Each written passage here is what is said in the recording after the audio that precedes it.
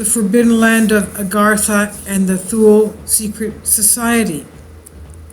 In 1943, German Navy Grand Admiral Karl Donitz stated that the German submarine fleet had built for the Fuhrer an impregnable fortress and other end of the world and regions of Queen Maud's Land in Antarctica, and later renamed New Schwabenland.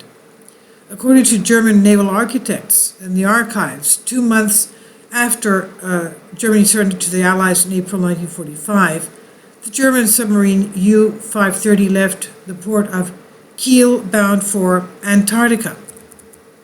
Once the submarine arrived at the South Pole, 16 members of its crew were ordered to construct an ice cave in the region of New Schwabenland.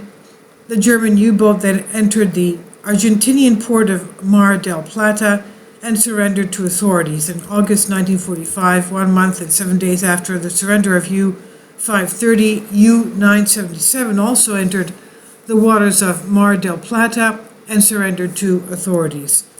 In 1946, Operation Highjump commenced as part of the U.S. Naval Antarctic Development Project organized by Secretary of the Navy James Forrestal.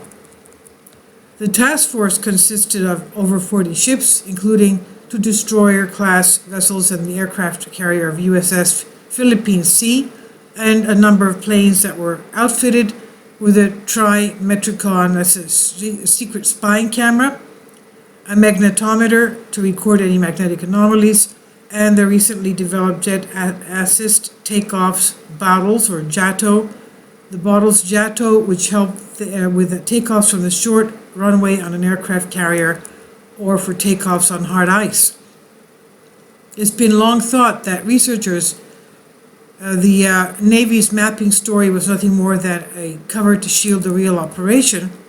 They were looking for the underground Nazi bases, Base 211, that warehoused German Vril flying discs known as Flugscheiben and Thule mercury-powered spaceship prototypes, also known as Jenseitflugmachines. In 1947, Admiral Richard Byrd said the project was necessary for the U.S. to make defensive actions against enemy fighters which come from the polar regions. Was he referring to potential Soviet aircraft or Nazi Luftwaffe attacking states from Antarctica? He never clarified. Shortly after Admiral Byrd's press conference, the Soviet Naval Journal Red Fleet stated that, quote, U.S. measures in Antarctica testify that American military circles are seeking to subject the polar regions to control and create permanent bases for their armed forces. In another odd twist, the governments of New Zealand, Australia, and Chile asked for their militaries to join Operation Highjump expedition but were denied participation. In 1948, a second task force named Operation Windmill was also sent to take photographs of New Schwabenland, again supported for mapping purposes. And although they apparently succeeded in their task, the government has yet to make these photos available to the public, and no reason has ever been given for their non-disclosure as well. Now, some believe the reason the photos have never been released is that this military operation was actually a reconnaissance and recovery mission. In 1949, Secretary of Defense James Forrestal, a close friend of Admiral Byrd, was sent to stay at Bethesda Naval Hospital. He began to discuss Operation Highjump with the hospital staff, talking wildly about UFOs, even Atlantis, and the underground Nazi city. He was denied visitors, including his wife, and shortly afterwards fell out of his hospital window to his death. How strange. Now, the official report said that he committed suicide, but persistent rumors said that he was done away with to keep him from talking further about what was really found in the Antarctica wilderness and during Operation Highjump. The entire truth of the matter may never come to light, but it was known that numerous U.S. military personnel surprisingly lost their lives during Operation Highjump, a supposed mapping operation that should never have been an entirely safe endeavor. Also, multiple planes were down during the operation, including George 1, which, according to naval documents, mysteriously just blew up over the ice during its initial flight in Antarctica. Now, according to British intelligence, we know that advanced stealth Foo Fighters and real flying saucer-shaped craft were developed and tested at the German Institute for Aerial Development. Another motive associated with Nazi involvement in Antarctica is that it was rumored to be the entrance to the lost Aryan homeland of Thule, while Antarctica has been linked to the lost continent of Atlantis. The linkage to Thule is less apparent. Thule, also known as Tula or Teal or Tila or Tila, Tile or Tylan, among other cognates, was first written about by the Greek explorer Pytheas after his travels between 330 BC and 320 BC. In 150 AD, Greek author Antonius Diogenes wrote The Wonders Beyond Thule. While of literary interest, this work did little to reveal any secrets about Thule. In medieval geographies, Thule was referred to as a distant place located between the borders of the known world, quote-unquote. Occult mystics believed in historical Thule, also referred to as Hyperborea, as the ancient origin of the Aryan race. And just what was the U.S. military doing in Antarctica in 1946 and 47? Were they on a routine mapping mission, or were they engaging remnant Nazi fighters with advanced alternative technology? Did the Nazis truly build a military base in Antarctica, or hide vast amounts of gold there in hopes of funding a future effort to resurrect the Fourth Reich? Or did they, as some claim, discover the lost land of Atlantis or Thule? We may never know for sure, but in 2001, the U.S. National Geospatial Intelligence Agency and the Support Office of Aerogeophysical Research confirmed the existence of a magnetic anomaly on the east side shore of Lake Vostok in Antarctica, consistent with a man-made construct. More recently, in October 2006, the Scripps Institute of Oceanography, SIO, reported that they discovered several previously unknown lakes of water underneath the vast ice sheet of Antarctica, and these lakes lie beneath 2,300 feet of compressed snow and ice.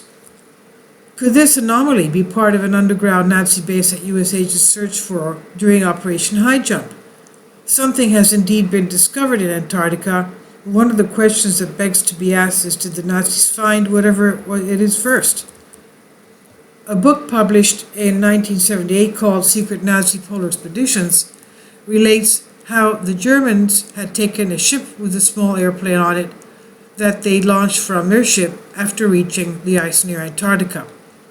It flew over the ice in Antarctica, presumably on a scouting flight, and then back to the ship, but the book didn't say anything about what it supposedly found or what the Nazi Party elite believed was an entrance to the inner hollow earth. An interesting document has recently surfaced, obtained by a Joe Watson of Talkeetna, Alaska. Mr. Watson claims it's a copy of a letter written on 2nd of March 1985 in the German language from a German submarine crewman who was on board, and it's given certain coordinates for their mission, which apparently was to travel to the center of the Earth. Their submarine was called U-209 under Captain Heinrich Broda. The image is a copy of the original handwritten letter here from Karl Unger, crew member of the German U-209, as well as an English translation, and we can click to enlarge this. In it, Karl confirmed that the Earth was indeed hollow, and that they had successfully reached the inner inhabited Earth in the German U-209 submarine after World War II had destroyed Germany. The letter was sent to his friend on the surface of the world here, and who gave a copy of it to Mr. Woodard, who gave a copy to Joe Watson, and Karl had sent the letter from the hollow earth through a German colony in Brazil that had found a cavern that reaches to the hollow earth many years previously. The German colony in Brazil is documented in Genesis for a New Age, having supposedly discovered the cavern entrance back in the 1500s. When one does a search at the German Archive website looking for information on the missing U-209 German submarine, it shows that the submarine was indeed reported missing. On July 5th, 1949, was this last reported position between Greenland and Iceland that coordinates 52 degrees north, 38 degrees west. The report said the commander of the submarine was Heinrich Broda.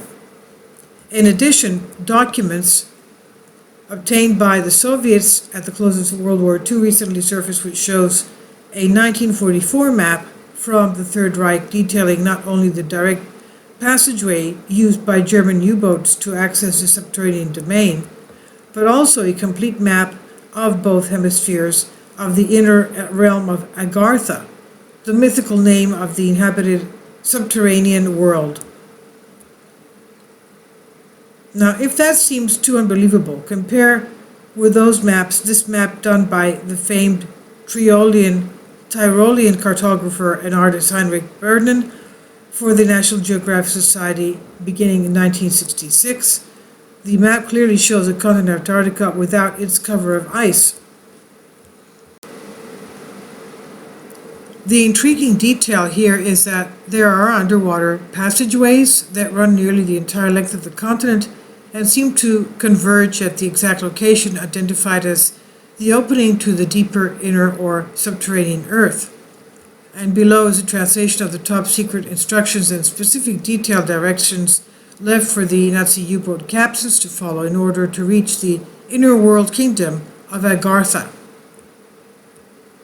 Now, in his groundbreaking bestseller Map of the Ancient Sea Kings, Charles Hapgood, 1904 to 1982, history professor at Springfield College in Springfield, Massachusetts, first put forth the theory that Atlantis resided in Antarctica and was destroyed by crustal displacement. In his bestseller, When the Sky Fell in Search of Atlantis, Rand furthered this idea that under the ice of Antarctica exists the remains of Atlantis. Could they be right? Reference is from Atlantean Gardens, and this is on Humans Are Free, Creative Commons.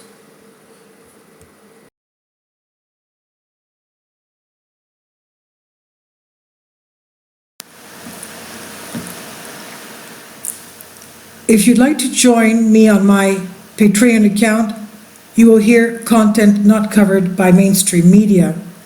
These riveting stories will be based on my research, and I will state my opinions and give my personal insight on diverse and controversial subjects and world events not covered by mainstream media, and not supported by YouTube guidelines. So whatever I have on my Patreon, most of those will not be on my YouTube channel. Please consider becoming a member today. More of the most significant and important videos will be on my Patreon channel. Your support helps me to continue my research and keeps this YouTube channel alive. And we depend on your support, your generous charity, because we help economically challenged families here in Athens, Greece, in Kapota, and we also help the young generation with university tuition and the community around our church. Thank you.